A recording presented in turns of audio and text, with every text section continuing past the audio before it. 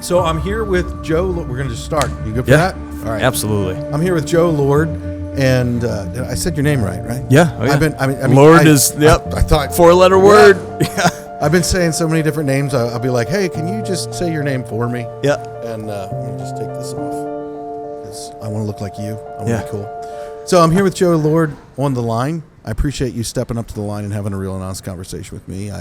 You are the third Turner team member that I've had on the podcast. The first one being some rando guy named Keaton, and then I had Thomas Hahn on, and now we're having a conversation with you. And so I really appreciate you taking the time to do this. You're actually not in the other room with your team eating right now. Yeah. Just dinner. That's just get plenty dinner. of those. He's how many times do I get to meet you? We know how important dinner is, and he's like, yeah, just dinner. There's no cheese, and it's not a Wisconsin dinner. Yeah, I had to throw. I figured it was coming sooner or later. That was awesome. No, I appreciate it. This is awesome. You are so heavily regarded, man. You're persona the whole bit. I'm jacked up. Well, I'm excited to be the third. Well, let's have a real and honest conversation and doing it. Bring some truth.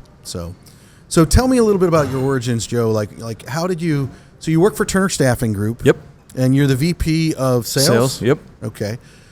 And were you always in sales? Like, were you selling newspapers when you were 12, or what I was the deal? that type of guy. I wasn't always in sales professionally. I went to a pretty small town in Wisconsin high school. It was actually a big high school because it was two combined, but didn't really know what I wanted to do. Yeah.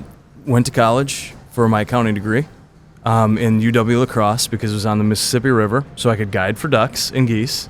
So I started hustling and guiding people and making some money kind of on the side. Like everybody would tell you I was a hustler, sales guy since I was a young guy, but what do you do with that? I wasn't a trades guy at the time, but I was a small town Wisconsin boy. Yeah. So like the hunting, the fishing, really I went to school to chase ducks. It was an incredible time I had there. Paid for some of my school, got to be with my family a lot there. But anyways, got my 5-year accounting degree. After that was 2008. Bad time to be a fresh accountant. Let me tell you. It's a bad time to be anything, actually. Bad time to be anything but a kid with some student loans who finishes out a duck season December 3rd with student loans creeping in. Finished out the season, moved to Phoenix, Arizona. Picked up everything. I mean, my old man, God bless, sorry, still alive, but Vietnam vet is hardcore family guy, as you could imagine. His oldest boy leaves the house, leaves the nest egg, moves out to Arizona. But I knew I had to do it to figure something out. And I went to school for accounting because I figured it would be the basis of some sort of business for me. Okay. That I would be selling something or understand things better. I was mistaken. I got down there, got a job. I was a cost accountant for a small commercial furnishing company at the time. And in 2008, I probably applied to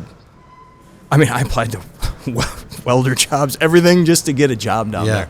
Really, because I'm thinking I'm going to leave small town Wisconsin, go to the big city and find something. You know what I mean? In Phoenix, it was warm. I gave up everything just to focus on work, right? You went from Wisconsin to Phoenix. Like, do you understand what that word? Like, Phoenix is like one of the hottest places in the United States of America. It's hottest for a lot of things, Josh. Okay, I'm a 22-year-old guy at this point. If you Google best cities to live in for accounting, that was the reason. It was like, Phoenix, Arizona is because of like the booming, everything was good. At that time, obviously it wasn't great, but there was more job opportunity. But in the background, it was like, it'll be a good time. That's kind of what I was thinking, right? It'll be a good Can't time. lose. You can Google that even and if I understand what he means. Yeah. So anyways, I get down there, I do a commercial furnishing for this commercial furnishing company, a cost accountant, very entry level, like the whole thing. Sitting there, tapping my pencils, as just finished out a duck season, right? Taking guys out, dropping them in the marsh, making a couple $1,000 in a weekend, like the whole bit. And I'm sitting there for like nothing, just tapping my pencil, being like, what did I do with my life? I'm like, my guidance counselor even told me, I'm like, I should have went to school for outboard. I'm a big fisherman. I really want to do outboard mechanic stuff. Wow. But it was just, this was the route. I was like, this is how I'll figure it out. Anyways, won't bore you with that stuff. Anyway, so applied to all these jobs. Oddly enough, a financial staffing firm that I had applied to that got me the job was like, hey, would you be interested in working for us? Because, like, you're not really an accountant. Like, you got the skills to do it, but what if you placed accountants and stuff, but, like, you're a selling guy. Like, you could sell for us, and this is what you could make. Wow. So I was like, done. Yeah. I was like, done. So I did that. So you're not afraid of work. That's a good thing. No, dude. I started when I was 13. I mean, I'm a small-town Wisconsin kid. I was raking baseball fields, janitor work, anything I could get my hands on that my dad or mom would drop me off to or ride my bike to, and then hit a fishing spot on the way home with my, it was work and it was fun, but, like, the old man's like, Joe, since I was a little kid, he's like, do something to make money because you like nice stuff. Like, you like nice stuff. You like to do too much stuff. He's like, just figure it out. Yeah. And this is also a guy that when I graduated high school was like, are you going to college? I was like, yeah, Dad. I got into the second, technically right now the best business school in Wisconsin. He's like, good for you. You know, that's how I grew up. So it was really just at the basis there. He worked for himself for a long time. So anyways, I get into sales young, in staffing, oddly enough. So I do staffing down there, spend 3 years in Phoenix, wake up one day, Groundhog's Day, sunny day. For a Midwestern guy, or, you know, you're Northeast, but seasons. Yes. Whew. You get out of seasons. It was a great time until it wasn't a great time. Yeah. When your wallet's empty and your liver's hurting, and it's still sunny out every day, you're just kind of like, I got to get out of here. So I opened up a branch of this company with a partner that was my manager when I first started at the accounting staffing company. Yeah, this firm down in Phoenix. Yeah. She's like, hey, I'm moving back to Iowa. She had kind of a messy divorce. I won't get into it. But she was young, and she was like, Joe, what if we started one of these here in the Quad Cities, but commercial? Like commercial industrial, like all manufacturing, farming. This is where, like, John Deere is, you know, big industry. Mining support, too, for Komatsu. Ton of. So I was like, I'm in. That gets me back home close. I'm 3 hours away from home at this point from Wisconsin. Oh, yeah. Convinced my DBO, my district branch officer, whoever at the time, we basically put together a business plan to start a branch of the staffing firm.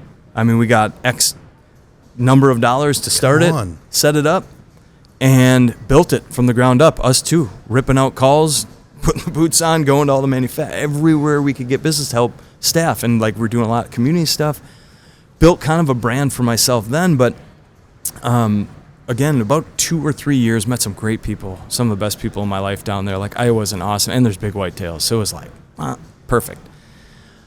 So we got the office to about 15, maybe, 50, just under 20 people, I think. Okay. And we had several recruiters, like, we're, you know, big time salespeople, we're killing it. And I am back home on a hiatus with my brothers, ice fishing. Like, I usually take off a month for the break, and I went back and I met my wife at a bar on New Year's Eve that I didn't know was my wife then, but I knew it. I mean, legit. I just knew it. There was a lot of, I can't talk about any of that on the podcast. No, we're good. Weird, I get it. Awesome story how we got there. But anyways, I met her.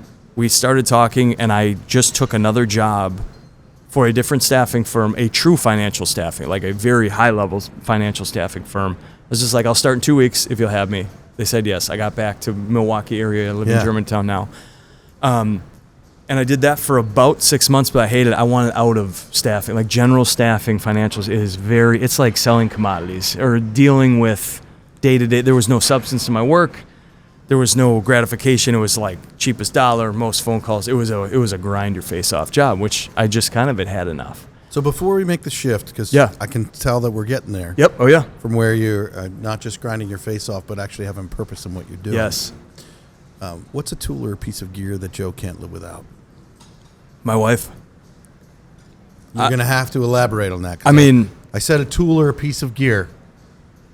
I would say as a mental... Okay, so you didn't clarify if it's physical tool or like a mental tool. So, Joe, I just want to be really clear. Did you just call your wife a tool on the line podcast? Because, I'm just... Could have. Mental tool, my wife. Physical tool, my bow, just in general. Has nothing to do with work or anything, but... So why your wife? What do you mean about her that you can't live without? Tell me more. She made me want to be a better human being from the minute that we were... exclusive, I guess you could say. I mean, everything was the next step. The best thing in a life partner. It was incredible. Yeah. And like you spend your whole life thinking, not really even thinking about it until it comes up. And like you get to wake up for something better to come better. And even today, we push each other so much harder to do more. And I've been traveling. I have been on the road for the last 12 years, every week or every other week in a mine site in North America with the job that I took on the transition. And that's why I say my tool, because I could not have done it. I signed the papers when I took that job with her. Yeah. She was the only reason, because in my line of work, I'm supporting this industry heavily in manufacturing, now in people. But I didn't have tools except for a laptop and a cell phone, which I could do my job without any of those. I just was forced to track what I was doing. You know what I mean? I do. So, and I think that's something that people don't realize the importance. You know, my son is 17, and I know that someday he wants to have a family and he wants to build. And we were talking the other day, and if there's one thing that I could strive to young people, and specifically to young men, only because I was a young man, is the importance of who you decide to do the rest of your life with. It is beyond one of the most important things that you will decide, and it will change the outcome of your life. Everything. Everything. Free time, not free time, work time, every single second of your life you're devoted. I mean, if you are with the wrong, and there's plenty of people listen, you're with the wrong one, you know it, you feel it. Yeah. When you're not, they make you such a better person wholeheartedly. And I guess you strive for that. I got lucky, married up big time, but like her story was so unique. Yeah. And they escaped the war in Bosnia, came over. Like, I mean, Anne Frank stuff, real life. They appreciate things like we could never. And I'm a small town family guy. Come on. But like this family makes my family look like we're not a family. Like the story, the motivation, like it was just wholeheartedly. It changed me as a human being. And I was already a hard-working, didn't matter what it was. And we'd put together, we'd build houses. I've done every trade job you probably could imagine in some facet of my life, just as side hustling, whatever, nothing on paper. But this woman brought a new level to my existence. You know what I mean? Well, and this, you know, it's interesting. This isn't the marriage podcast, except we're talking about something that's really, no, I mean this good. Because for me, my wife has been one of those things where I understand what you're saying, because in starting a business and doing certain things, I remember a mentor of mine saying to me, your wife has to be on the same page with you if you do this. And because I had no idea how hard it was going to be. I had no idea how hard life was going to be. And she came into my life, and let me be really clear. Everybody that meets my wife thinks she's really nice and she's really sweet. And she is to you. But to me, so I'm dumb and I need like blunt force. And so she is like abundantly clear. And let me be upfront about this. I believe that she loves me. I know she loves me. She's got to, yeah. But she is like, I would come home whining about work. And she would be like, stop your whining. Yeah. She would be like, shut up. She'd be like, this is what you feel like you're supposed to do. This is what you're called to. And, you know, faith plays a huge part in my life, and I'll never forget this. One time I wanted to quit so bad. I actually said, I'm getting a job at Home Depot. And nothing against Home Depot, but it was like I wanted to not be doing what I was doing, and I felt called to it. And she said, well, what's the last thing that you feel like God said to you in your being called to what you're doing? And she goes, if he didn't say anything and it sucks, well, maybe he called you to the suck. Yeah. And I was like, it's awesome. Come on. But that's what I need. I've been married for over 20 some years. Congratulations. And that's fantastic. And it is because, matter of fact, she was just on the phone with me today. I was struggling with something, and she was kind, but she's not nice. Yeah. But that's what you need. You can't exactly have too nice. My wife knows me. She will look me in the face and tell me that I got to change my shit. You know, like that's what I want. She knows it. Absolutely. But we do that to each other. She just got done with her NP, like grinded our face off with 2 little kids, her in school, working, me on the road. Like, I mean, we just went through professional hell to get to the other. We have had the grind years. That's what we call them. We're like, we're in a grind year. Big deal. Yeah. We're going to figure it out. We did. And this week, we just got through it. Well, and your boss says that. He says you got to grind your face off, which I love and hate. But it's the reality. It's the truth. The grind is like, people are overusing it, like the grind, the hustle. Like, you have it or you don't. You know what I mean? 100%. It's just, you can't fake it because you just won't get there, you know, if you try and fake it, right? Well, and it's very much like the trade industry in the sense of you can smell a fake. Yep. Like you either know how to grind and you've been through it and you have the grit to do it, or you don't. Yep. And so that is really cool that you and your wife have that relationship and that she is that one thing in your life that it permeates all of that stuff. Yeah.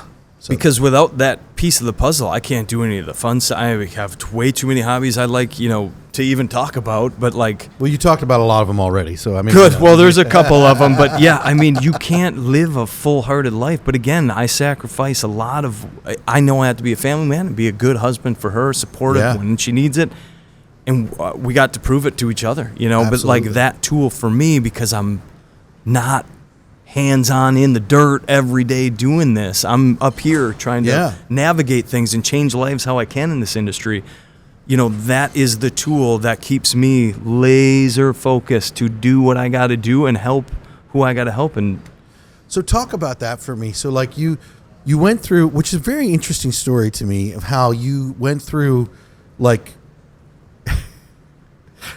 a staffing company, dude. Like you went through, you know, you went for a degree as an accountant. You actually got hired by the staffing company. You're there and you go and you start another staffing company. And so now we're at that place in your story. Yep.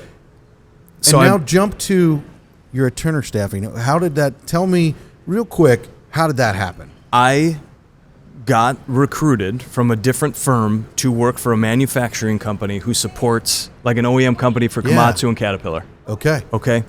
They want a North American sales manager who traveled his ass off. But the reward was insane. And I talked to my wife, my tool, right? My mental tool. What's your babe? wife's She's name? gonna love that. Amra. Yeah. Amra, I'm sorry. Oh, she'll appreciate it. But anyways, I was like, this is incredible. You know, It's a beautiful name, by the way. She's gonna appreciate that too. I was way over my skis in my mind, but they were like on the cultural personalities, you are the guy. And I was like, all right, you know what? If my wife is cool with this, me being gone, she knows what I'm going to do for effort. Like if it's an outside sales job and I have to be in a mindset every 2 weeks, great. Yeah. But like mining people are my people. You know what I mean? So got the job, no problem. I did that for 10 years. Ended as basically the global director of sales for mining. Dude, seriously. So that's what I did for 10 years, just over 10 years. And I've been following Keaton and Company, Thomas, for a long time, about 8 years since they started. Some really cool guys. I hate to say that. Can we edit that out? Yeah, I don't want to but really, really cool guys that you got there. They intersected me. I was trying to call on them to sell to them. And their guy basically got me to sit down with Thomas at a dinner. And they're like, this is what we have. You're the guy. Had they started it yet? Yes. Okay. It was started no business development or anything. Okay. It was just the nature of the business that they built. Yeah. The business model's there. Now they need somebody to figure out what's good business, bad business, the business, managing it all. Yeah. Business development, somebody on the road, take the punches, tip of the spear. I wanted nothing more than that job. And really getting back in, it was almost a perfect, like a staffing firm in mining. I'd been in mining with all the relationships, but I had a staffing background in there that I hated, but these guys aren't staffing firm guys. These are miners who attract talent to pass off to I think companies. That's the fascinating thing about heavy their civil. Story is they're one of the very first to attract talent in a new way on a new level. It's incredible. And they attracted me somehow where they made, I'm like, I got a job that I could retire from and I'm not even 40 yet, and they're like, you're the guy. And here I sit. I wanted nothing more than to work with these minds that I saw from afar that were doing stuff different. Yeah. I mean, I was as high and wide as I could get in this company, literally. Yeah. Without the next job that I really would never even want to take. But no offense, it was a great company, great gig, but I got the mining experience. I did it for 10 years, and I loved every minute of it on the road, juggling the family and the young kids, the whole bit. But coming here, I got to, 6 months development. I was a new human being, new level of human just from being in a room with these guys, the way they work on business. Well, and just to be real, it's funny for me, a lot of our clients and whatnot, we've accidentally fallen into the mining world. when I was an apprentice, I worked in Pennsylvania. We have mining quarries, we have open pit mines, but nothing like you guys have out here. I mean, we did have coal, but that's a whole nother. Like anthracite up at Reading. Yeah, exactly. Yep. But at Blackline, we kind of fell into this, and I got to speak with the mining community. I got invited to different places and having conversations with them. And you've heard that term, oh, he's a real salt of the earth kind of guy. Yep. They are people who, they are the real deal. And they think with, one of my favorite words is legacy, and they think with a legacy mindset in what they do. And part of that's because it's a requirement. I've been here at this event over the past couple of days talking with people and having real and honest conversations with people in the mining industry. And the reality is they're a type of people that I believe that they exist other places, but there's such a high concentration of them in the mining industry. And I absolutely love it. They're the people that won World War II, and those are the people that I want to be alongside. Yeah, I agree, and I'm here. I mean, the heavy civil, really yellow iron work, there is such a there's so much to be proud of. Like, people don't understand, and I hope we get into it a little bit, but just the opportunity in this field is talk about unbelievable. Come on. I mean, the positions that we hire for, so Turner Mining Group is a contract mining company that does mining service all over the country, right? They start a staffing firm to support that because the customers wanted good people. They knew what Keaton was and Thomas and company were attracting because they wanted to change the narrative on that. They wanted to make it look sexy because it is. And yes, it's dangerous and it can be dirty and all of it, right? Yeah. But there's a part to it that people don't see in terms of the opportunity. It is, you start with a hill, you end with a hill, and then all of the technical and the production and everything to get it reclaimed. And there's so many positions in there. There's so many places to go and grow. It needs to be shown more. People need to understand the trades. I agree. All the trades inside the mines. I mean, add another zero, right? Yeah. It's crazy. If you're willing to go anywhere to work in a mine, I guarantee you can add a solid decimal somewhere in there, Well, and the reality is, I think that as far as a career goes, if you're young and you're looking for a career and you're like, well, I don't want to be limited, the trades, the mining industry, it's there really is no limit. Nope. You can go after the dollar and make as much money as you want to make. You can go after the career. You can go. There are different options and there are different ways.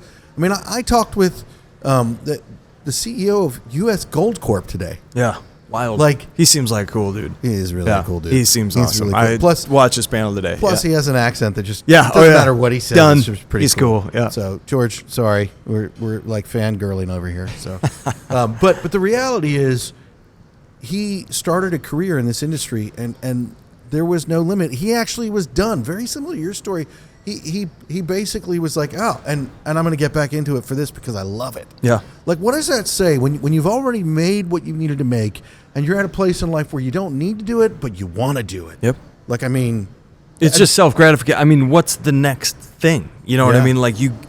Everybody gets still. We're seeing it with the youth right now and the tenure of jobs. It's just, they are not explaining career paths for people. So when somebody is sick of their job doing monotonous work every day for 3 years, they leave for $1 more thinking it's going to be better over here, when in all actuality, if that next step was explained and shown, or there was more transparency what they could do with that company, their next tour of duty or next tenure would be in that company somewhere. And that is the trades is notorious for you're here, electrical has a very strict path, but people don't understand there is 100 different industries in electric that you can do this and that and the whole thing, but they don't see it because everybody's on their phone and all they're doing is TikToking and looking at, skimpy stuff and whatever. But you're touching on the reality. We're not putting. There it is. Come on. We are not putting this opportunity in front of their face to see what they could be exposed to help be productive. Yeah. It's very, it almost seems like it's on purpose, that they're doing that. You hear about TikTok and it's over there, they're getting math problems that they see every day. And over here, it's just absolute garbage Yeah. that a lot of our guys are looking at, guys and gals. But there was a statistic I had shared, and maybe it was shared by Thomas or Keaton in here, but there's about 45 million folks who are 24 to 35 in the U.S. right now. Yeah. So we'll consider them workers. Maybe Yeah. 20% of them are unemployable, whatever. How long do you think that they're on phone? Like the average time that they are on the phone each day? It's probably going to make me throw up. What do you think? I don't know, 3 hours? 4.6 hours. 4.6 hours. That is between work and school, whatever they could be doing, family life, sleeping. That's 4.6 5 hours, and that's an average. So that means that some people are on the phone longer. Yeah. So if we take 10% of that number, we're at 4.5 million, right? And then we take times, let's say around 5. We're at 20.5 million hours of time that these probably very capable, everybody's just doom scrolling, but we have 20 plus million hours of people scrolling with. They just need to see one mining ad, one something to pique an interest in the trades and the anything to get their lazy ass off their phone for a second. Be like, pique a little bit of interest to be like, you know what? I want to better myself or do this or see this. Like, there's no explaining what is going on at this conference right now. The stuff I saw in this room. Come on. The amount of minds the amount of intelligent minds and what is going on behind the doors blew my mind. And I've been around this stuff for 12 years, solid, selling to it. So I need to know everything, right? Yeah. But the reality is none of them are really taking, and I shouldn't say none of them, some of them are, but they're not taking into the consideration, what are we going to do in 5 years? How are you intercepting this person that you want to work for you, even if it's for 3 years? Because the average tenure of these people is 2.7 years a year. Or 2.7 years at a job. That's insane. 2.7. It's 2.7. That's just a little Department over of Labor. 2.5 years. Unbelievable. But if we put ourselves in a position to attract talent for that and look at it as a tour of duty or like your next skill set, then you appease them longer. So talk more about that, Joe, because I think you're uniquely positioned to speak on this. It's like, how do we reach out to those people, and how do we communicate that? How do we explain that? And how do those of us who we hear 2.7 years and we look at it, and if I'm going to be honest, we're judgy. Mm-hmm. How do we change the narrative? So we are changing the narrative by putting together good content that the younger generation, I will say, I'm 40. Yeah. So 35 and younger, we will say, are possibly the positions that won't be in like a senior role because lower than 24, it's a even lower tenure. Higher is better. Okay. Wow. But it's bad. But creating the content that is attractive enough, the stuff that you guys that you expose yourself to. You do these settings in these cool places, like you are the ones that they stop and check out for a minute. Yeah. Even if it's a minute, right? Yeah. They got it because there's two dudes in a recliner on a shipyard or in a pit or whatever. It's like that. That is the stuff that is very easy for these mines and big heavy civil companies to produce with a little bit of money. Yeah. To make the content that somebody stops on for a minute. And then they need to be directed on what is the opportunity here? Yeah. Is that going to a new job? Is that going to a industry? Is that going to the trade, this trade, that trade? So there's a huge difference between workforce, and I kind of talked to you about this earlier. This is good. There's a big difference right now between the workforce shortage, the retirees, right? Yeah. And by 2029, David McLean from Burns & McDonnell had mentioned, 2029 is not far away. Not far away, but the amount of retirees done over, scary, half the mining workforce, he said. Half. 50 freaking %, dude. All right, so let's just take a breather here and let's talk about, we're going to go with a little conspiracy talk right now. Yep. So, because I think this is interesting and what you're talking about. So I have a theory on the pyramids. Okay, I love it. You Joe Rogan guy? Joe is scared to death. He's like, where is he going? Yeah. But we don't know how they were built. And there are all these theories. You watch YouTube. There's a gazillion different videos on what it is. I actually don't think it's all that complicated. And I think we're on the verge of another situation like it. And this is what I mean. Yeah. Could it be that there was trade knowledge and how to do that work that was instantly lost, similar to what we're going through now, where over a period of, I don't know, a decade or two or whatever it was, this trade knowledge was lost. Because what is happening right now in the next, you say over the half the mining workforce and people aren't coming back in, when these guys who average in their 50, late 50s, early 60s leave, they take with them something that we actually haven't captured. We don't know how to. Like when I learned to trade, I worked alongside a man who had done it. Absolutely. And there are certain things that we can teach in a classroom. There are certain things that we can teach, and now we have new technologies that we need to be capturing that data of working alongside that guy. And we haven't really done that yet. Mm-hmm. There are some organizations out there that are working at it and really attempting it, but it also is a huge lift. And so I kind of wonder if maybe that's what happened, and it really wasn't all that complicated, but they lost a whole bunch of trade knowledge like that. Yeah. And I wonder if that's where we're going to be. And we're going to lose a whole bunch of trade knowledge and never know how to get it back. So there's two things to that. I think that is one potential. For me, I love this. We're going to get to a point where things are just going to change. They're going to figure out how technology can close that gap quickly with AI or whatever it is. So that could be a possibility. Where we don't lose it all. We just figure it out. Like that's what Americans do. Like we just kind of figure it out. The pyramid thing, and again, I listen to a lot of Joe Rogan stuff. My Joe Rogan moment. If you listen to, I'm kind of on the thing of if that was the national goal for 30 plus years, it doesn't matter how long it takes to build those pyramids, as long as they get frickin' built perfectly, right? Yeah. So maybe we're just at a time where it's technology outdid the trades. We got to build this shit back right now, and we just suck it up. The profits are down. This is over.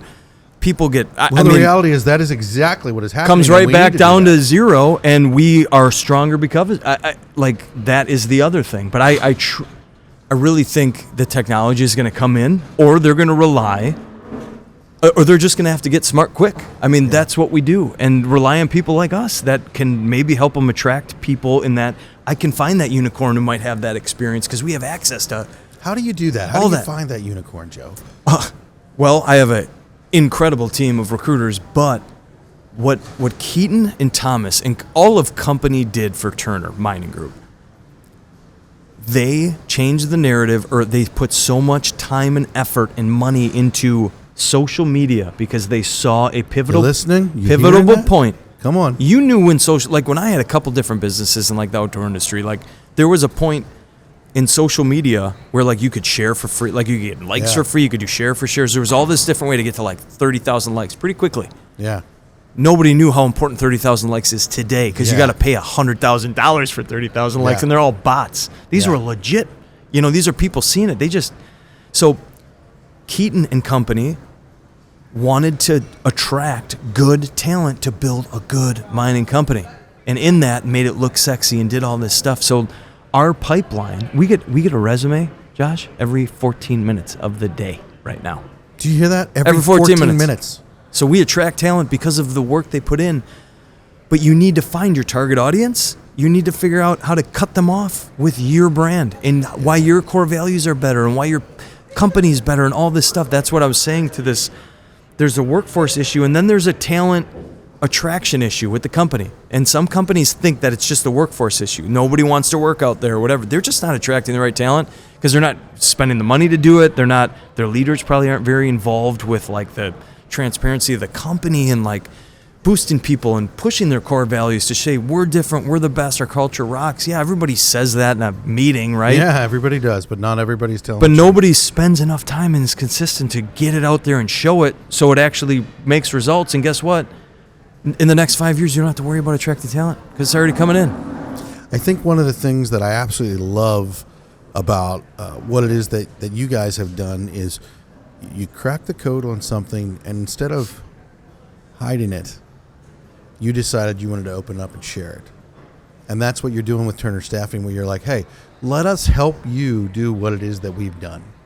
And that's pretty awesome. We're trying to protect an industry here. Yeah. I was the young guy for many years. I was a young guy trying to get his way in with all these top dog mining guys, trying to sell to him, right? Like when I was in manufacturing, it was like, how do you gain that respect? I'd work my way in, but I worked with the young guys and drank with the young guys, and then now the young guys are in the big positions, and now the young guys are running stuff now, and we're all kind of at the same deal. But like, there is absolutely,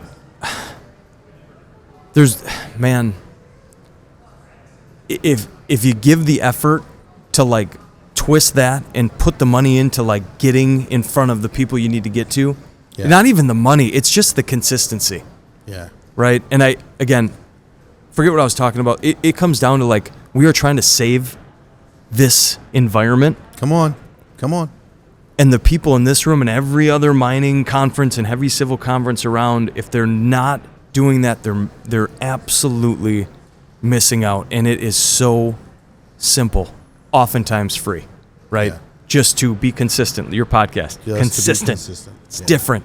It's exciting. It's exhilarating. You have a following of those people you need. You just need to find that little following. You don't need 45 million. No, you don't. You need to get in front of 1.5%. I'll take 10 followers that are CEOs of billion-dollar companies. 100%. And that was Turner's thing. They're looking for workers to support their business. Yeah. But we need mining to survive to make our mining company and our staffing company survive. Yeah. It all has to thrive. We will open the doors to anybody to help them, because it's only going to help if every single mining company like Turner did a post once every week. Yeah. How much more mining good stuff? Showing the full cycle, the reclamation. I 100% agree. The trades, just anything, whatever you're looking for. No, I love it. Joe, what is a mistake that you've made in your life that you're willing to share with us, our listeners, that they might be able to learn from? My biggest mistake, my ego, get my way a lot in my life. And most recently, actually probably since working with these Turner guys, I walk into a room differently now than I used to. And it's an ego. Like for me, you would never know that I'm like a total introvert. Like I'm a very lone wolf. You would not know that. I did not know that. I get my fixes, like filling my cup is basically by myself on a boat or in a stand, or chasing an elk or something. Like I am a very quiet guy. I'm the guy on the airplane that's got his headphones and don't talk to me. I'm like laser focused, get me in a room, turn it on, But like my ego was always, and this might have been growing up with two brothers we were always pretty good at stuff. It didn't matter if we were playing bags. It didn't matter if we were playing beer pong or baseball or, whatever, shooting archery at 100 yards. We always were good at things, but like we never really gave anybody a chance, because it was kind of like you couldn't get in the circle because you just didn't feel like they were worthy of it. And like I kind of brought that into my professional career, where I just start not giving maybe the wrong people the time of day, anybody the time of day, because I was just kind of like, you know what, this isn't my conversation. But had I let my little bit of ego, where it's like they're not the right person, or you can't be in this room, whatever it is, like I would have so many more relationships right now where I don't feel like I let it spill off too much, but I know in my mind, I didn't give a lot of people a lot of chances because of that. So, yeah. I think that you touched on something that is, I don't know if it's unique to the trades or just unique to you and me, but ego is one of those things that it is, I can tie it to almost all of my greatest failures and mistakes. And the reality is, I read a book years ago by a guy by the name of Ryan Holiday, and it was Ego is the Enemy. Yeah. And the reality is, I think that's what we must remember, is that it's like, I need to fight that. It is the enemy in my life. It is the thief of success. It will steal the wins from you. Yep. And you might experience that momentary win, but you're not going to experience the win that is life-changing. Yeah. And it's gonna steal it from you. And so I get what you're saying. Yeah. So if people are listening to this, and we're having this conversation, and I'm going to get you back in just in time for your food to be cold. It's all good. They'll be leaving, and you'll be walking in. It'll be great. This is way better anyways, yeah. So I just really appreciate your honest and real conversation here. Like it is meaningful to me. I appreciate that. Man, if you're living like you got something to lose, like, and again, I'm a liver, man. Like, it is like tomorrow is not going to be here. Yeah, well, I that's the way love to too live. much stuff. It scares the shit out of me to think I won't be able to do this 1,000 things every day. Yeah. So I try and get 1,000 things in every day, right? But there is no reason to hide any of that. And it's brought me so far. That's why I get to be myself in mining. Yeah. You know, and again, I'm not a politician. I'm not. I'm pretty much Joe Lord, and it's like love it or hate it. I'm here, and it got me to my boys and my girls, but like the team I'm on now, which just be yourself and do it, you know? Well, I do think that's the reality of what we need to do, and I think that's also the reality of the industries. You need to be real. And so when you're real and you're authentic, people are going to listen to what you have to say. So, again, thank you for stepping up to the line. Lastly here as we close, Joe, if people are looking for staff in this industry, where do they go? How do they find you? Well, I'll give you my email address. It's joe.lord@turnerstaffing.com, but turnerstaffing.com, turnermining.com. Yeah. All sorts of trades positions. We work electrical contracting, every sort of contract you could imagine under the sun, industrial. We so hire not for. just mining. Not you do just it all. mining. I Mining's think our that's core important. business. I think that's important for people to know. It's the trades industries, period. You Everything. are looking to find a place for You would people. be shocked how many people in your backyard you would be like, wow, I had no idea there's a Turner Staffing employee right there where you're at. Probably 7 or 8 different companies right now. Wow, that's crazy. Yep. That's crazy. But yeah, really just Google Turner. It's going to come up somewhere. And yeah, man, I appreciate it. This is awesome. Joe, thanks for stepping up to the line.